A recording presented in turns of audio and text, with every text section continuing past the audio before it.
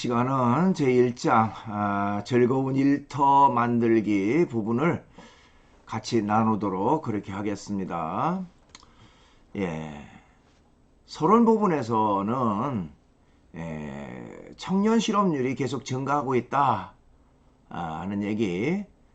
그런데 이제 더 심각한 문제는 어렵게 얻은 직장에서 잘 적응하지 못하고 평균적으로 1년 4개월이라고 하는 짧은 기간 안에 사표를 낼 수밖에 없는 그런 현실에 대한 것을 이제 지적을 합니다. 그리고 이제 나아가서 근본적으로 노동이라고 하는 것은 무엇인가 해서 여러 가지 이제 노동관에 대해서 살펴보도록 그렇게 하겠습니다. 그리고 이제 성경에서는 노동에 대해서 어떻게 말하고 있는지 좀 알아보고요. 그리고 이제 우리가 일을 대하는 태도는 어떠해야 될 것인가, 일상 속에서 우리가 또 노동 현장에서 일하는 우리의 태도와 자세는 어떠해야 될 것인가 하는 것을 좀 알아보도록 그렇게 하겠습니다. 그러면 PPT를 보면서 강의를 계속 이어가도록 그렇게 하겠습니다. 제1장 즐거운 일터 만들기 부분입니다. 우선 이제 서론적인 내용을 좀 살펴볼 필요가 있는데요. 우리 교재에 보니까 2019년 7월 우리나라 15세에서 29세까지 이 청년 실업자가 작년 같은 기간에 비해서 2만 6천 명 정도가 증가를 했답니다. 따라서 청년 실업률은 9.8%로 0.5% 상승했다. 1999년 7월 11.5% 이후에 20년 만에 최고치를 기록했다. 이렇게 발표하고 있습니다. 그런데 이제 더 큰 심각한 문제가 있습니다. 바로 이렇게 어렵게 만약에 일자리를 잡았는데도 불구하고요, 그 일터에서 직장에서 의외로 적응을 잘 하지 못하고요, 이 청년층들이 첫 직장에서 사표를 던지는 데는 평균 1년 4개월밖에 걸리지 않았다고 합니다. 그러니까 적응하지 못하고 물론 뭐 고민하다가 그 직장에서 그냥 떠나는 그런 사람들이 의외로 이렇게 많다는 것입니다. 그렇다면 과연 만족한 근로 여건이란 어떤 것인가? 또 과연 나에게 만족한 일터가 존재하기는 하는 걸까? 이런 질문을 던지지 않을 수밖에 없다는 것입니다. 우선 이제 첫째로 살펴볼 것은 노동 어떤 관점으로 볼까 하는 것입니다. 노동이라고 하는 말은 우리말로는 뭐 일이라고 말할 수가 있죠. 일하다라고 하는 영어 단어는 뭐 우리가 잘 아는 work이고요. 자, 노동한다라고 하는 것은 labor라고 하는 단어를 씁니다.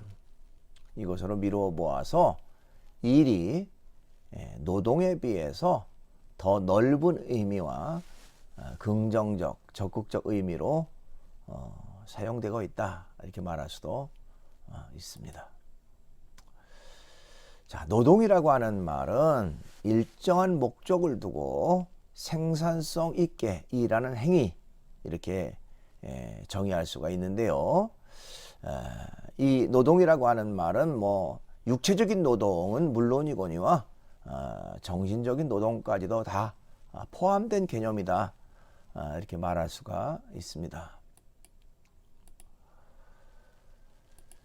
저주의 노동관, 고대로부터 사람들의 그 노동관은 좀 긍정적인기보다는 좀 부정적인 그런 견해가 강했습니다.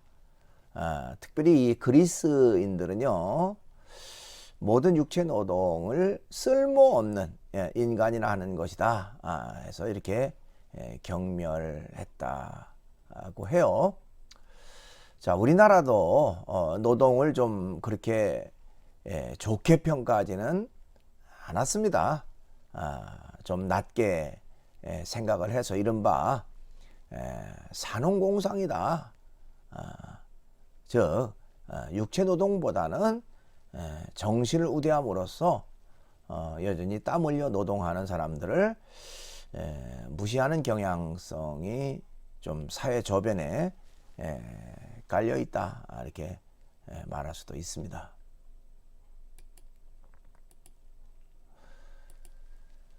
방편설의 노동관입니다. 방편설이라고 하는 것은 노동이란 그 자체로 어떤 가치가 있는 것이 아니라 다른 것을 위한 방편일 뿐이다. 이렇게 생각하는 것이 바로 방편설이라고 말할 수 있는데요.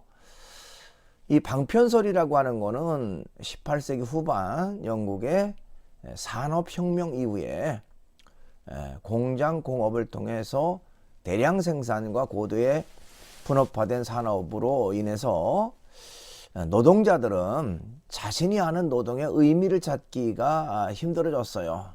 그래서 그 노동 자체보다는 노동을 통한 임금으로 삶의 의미와 보람을 찾으려고 하면서 생겨났다고 말할 수가 있습니다. 그러니까 노동은 힘들고 노동은 괴로운 것이다. 즐거운 것이 결코 아니다. 그러나 노동을 해야 내가 먹고 살고 노동을 해야 가족들이 편안하게 지낼 수 있다. 그런 어떤 방편으로서의 노동을 말하고 있습니다. 그래서 노동이란 생존의 방편이라는 생각을 하게 됐다. 이렇게 말할 수가 있어요. 그럼 성경에는 이제 노동에 대해서 어떻게 말하고 있는가 하는 것입니다. 종교개혁자들은요, 일터라고 하는 것은 하나님께서 사람을 불러 일하도록 두신 곳이다. 이렇게 말했습니다. 그렇기 때문에 나의 일자리는 절대자, 전능자 하나님의 부르심에 따라 정해야 하고 나의 일터에서 하나님의 뜻을 이루면서 살아가야 한다. 이렇게 말을 했습니다. 자, 일자리, 즉 직장이라고 하는 것은 생계 유지를 위한 일터에게 앞서서 전능자 하나님의 뜻을 구현하는 장소 이렇게 라고 말할 수가 있습니다. 그러니까 내가 일한다라고 하는 것은 내게 맡겨진 일이다. 주어진 일이다. 내가 당연히 해야만 할 일이고 그 일을 할 때에 비로소 나의 역할, 나의 사명을 다하는 것이다. 이렇게 말할 수가 있습니다. 자, 우리가 하나님의 교훈을 각자의 생활에서 어떻게 적용하고 살아갈 것인가 하는 것을 생각하면서 일해야 한다는 것입니다.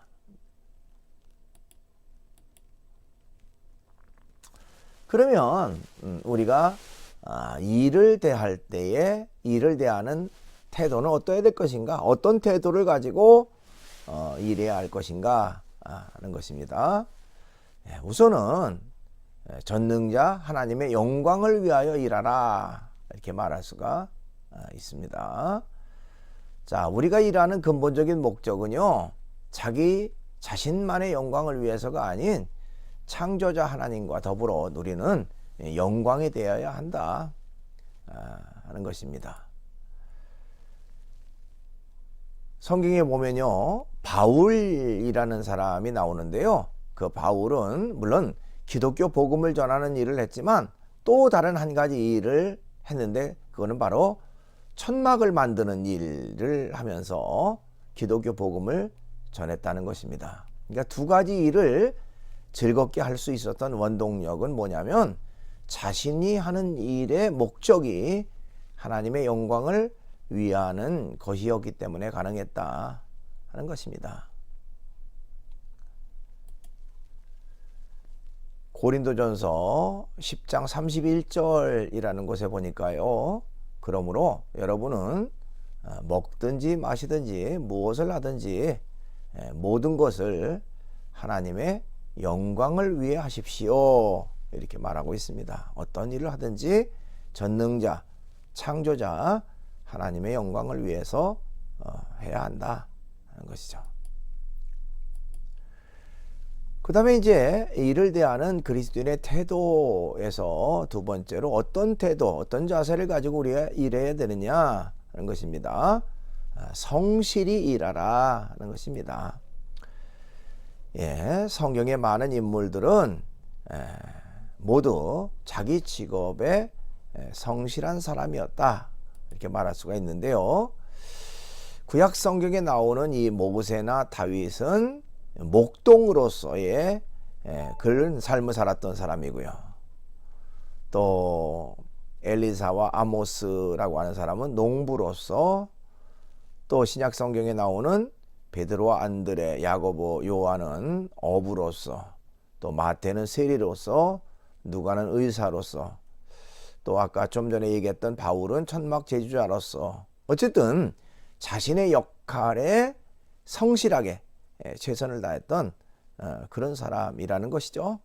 어떤 일을 하든지 자신의 일, 자신의 맡은 일, 주어진 일, 그 일을 최선을 다하고 성실하게 그 일을 감당하는 것은 당연한 일이고 참으로 바람직한 그런 일이라고 말할 수가 있습니다. 자, 이들의 성공 비결은 무슨 일을 맡든지 사람에게 대하듯 하지 않고 하나님을 대하듯 하였기 때문이다. 이렇게 말할 수가 있습니다. 그러니까 어떤 일을 하든지 전능자, 창조자 하나님 앞에서 지금 한다. 그렇다면 이제 소홀히 할 수가 없겠죠. 예, 성경에 골로새서라는 것이 있는데 골로새서 3장 23절에 보니까요. 무슨 일을 하든지 사람에게 하듯 하지 말고 주님께 하듯 성실하게 하십시오 하는 내용이 있습니다. 어떤 일을 하든지 성실하게 최선을 다하는 자세, 그것은 참으로 중요하다 이렇게 말할 수가 있습니다.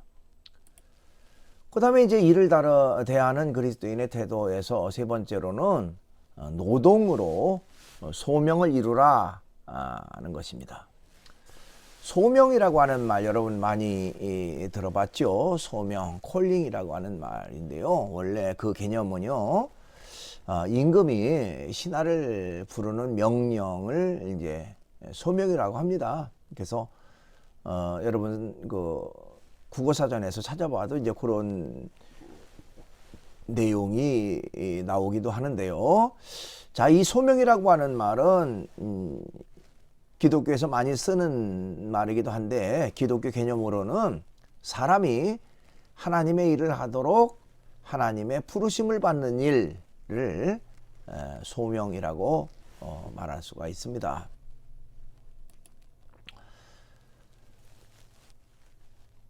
종교개혁자 루터라고 하는 사람은요, 이웃을 섬김으로 그리스도인은 자신의 소명을 이루게 된다, 이런 말을 했어요.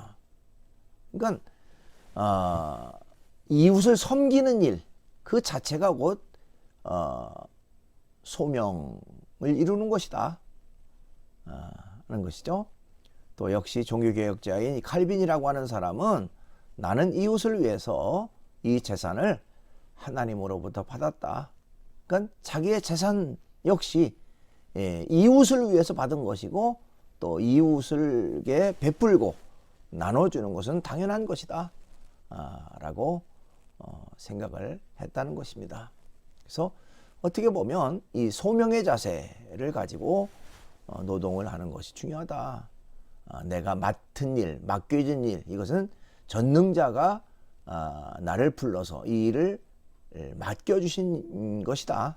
그 때문에 내가 최선을 다해서 이 일을 해야 한다 하는 그런 태도, 그런 자세를 가져야 한다는 것입니다. 그 다음에 이제 큰 네 번째로 즐거운 일터를 만들어 가려면 하는 것입니다. 근래 청년들이 어렵게 잡은 첫 직장을 쉽게 그만두는 이유로 근로 여건에 대한 그 불만을 많이 말합니다. 아까 서두에 서론에서 1년 4개월 만에 평균적으로 직장을 그만뒀다, 이런 그 안타까운 통계가 있는데요. 자, 근로 여건이라고 하는 것은 노동에 있어서 여러 가지 사정들, 즉 노동의 강도, 노동의 시간, 노동의 대가들을 말합니다. 물론 누구나 다 거기에 만족하고 일하는 사람은 얼마나 되겠습니까? 불만족, 또 거기에 대한 불평, 불만, 누구나 다 있죠. 자, 그렇지만은 이 직장을 그만두고자 하는 유혹이 생길 때가 어떻게 보면 도리어 위기를 기회로 바꿀 줄 아는 지혜가 필요한 시점이다 하는 것입니다. 불만족스럽다 그래서 그만두는 것이 능사가 아니고 부족한 부분들을 감수하고 또 아니면 좀 더 개선하고 조금 더 나은 방향으로 나아갈 수 있도록 같이 만들어가는 거, 그것이 중요하겠죠. 때로는 직장의 장에게 건의를 한다든지 좋은 아이디어를 만든다든지 직장을 좋게 만들 수 있는 여러 가지 방법들을 연구해서 같이 노력한다면 조금 더 나은, 조금 더 바람직한, 조금 더 보람된 그런 일터가 되지 않겠는가 하는 것입니다. 그러니까 어렵고 힘들다고 해서 그 일을 그만두는 것만이 결코 능사가 아니다 라고 하는 것을 우리가 생각해 봐야 합니다. 자, 일터라고 하는 것은요, 먹고 살기 위한 고역, 괴로움의 그 장이 아닙니다.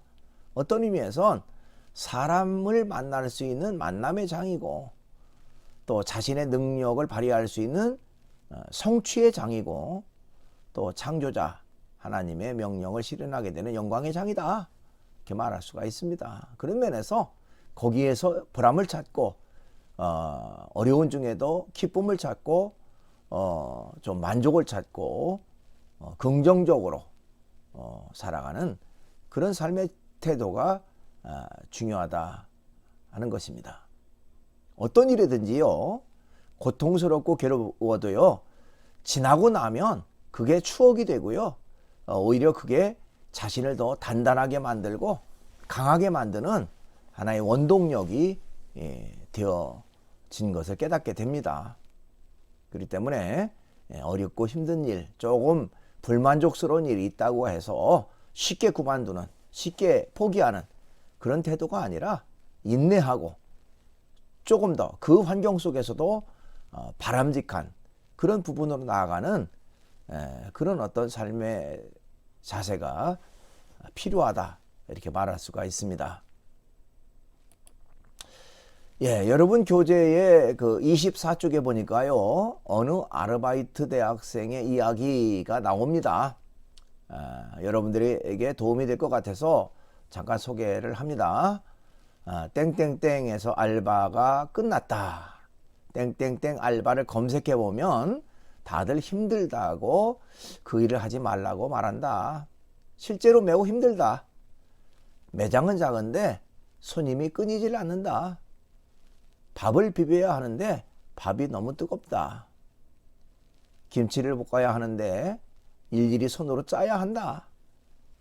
1인 다역을 감당해야 한다. 그중 제일 어려웠던 것은 뜨거운 밥을 2겹의 면장갑과 비닐장갑으로 비벼야 한다는 것이었다.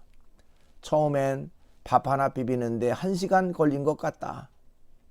너무 뜨거우니 손을 넣었다 뺐다 반복할 뿐 비빌 엄두가 안 났다. 얼마나 뜨거운지 제자리에서 펄쩍펄쩍 뛸 만큼 손끝이 아프고 불 붙는 것 같이 뜨거웠다. 그런데 사장님은 밥 3통 비비는데 30분 내에 끊으라고 하셨다. 그만두려고 했다. 미친 짓인 것 같았다. 이 뜨거운 것을 어떻게 30분 동안 3통을 비비냐고. 근데 갑자기 이 정도 일을 이겨내지 못하면 나중에 난 뭘 해도 포기할 거란 생각이 들었다. 결국 지금은 밥 한 통 비비는데 3분에 끊게 됐다.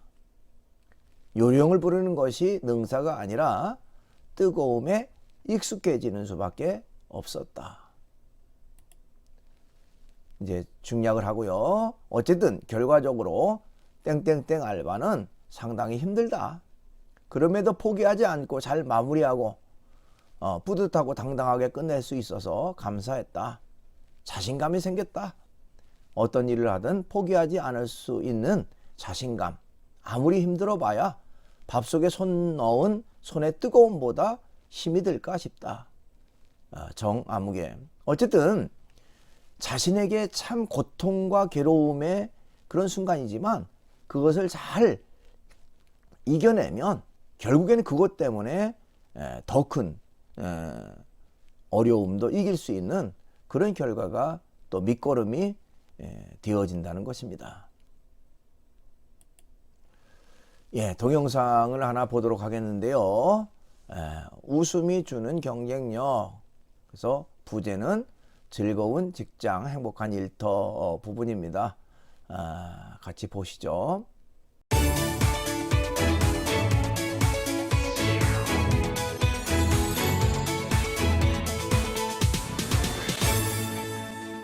네, 안녕하세요. 반갑습니다. 한광일입니다.